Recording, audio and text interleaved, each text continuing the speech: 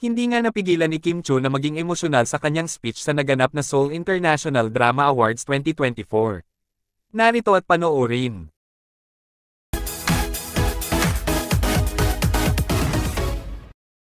Sa naging speech ng ating Chinite Princess na si Kim Chiu sa kanyang pagkapanalo bilang Outstanding Asian Star sa naganap na Seoul International Drama Awards 2024, ay hindi nga napigilan ni Kimi na maging emosyonal.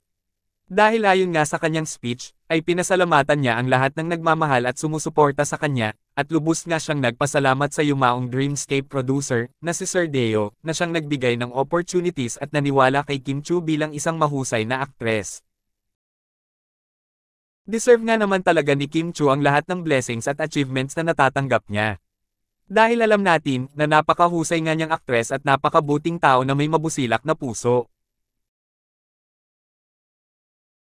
Kayo, anong masasabi niyo tungkol dito? Just comment down below. 다정한 리더셨습니다. 그분의 사랑과 지도 허락해 주신 기회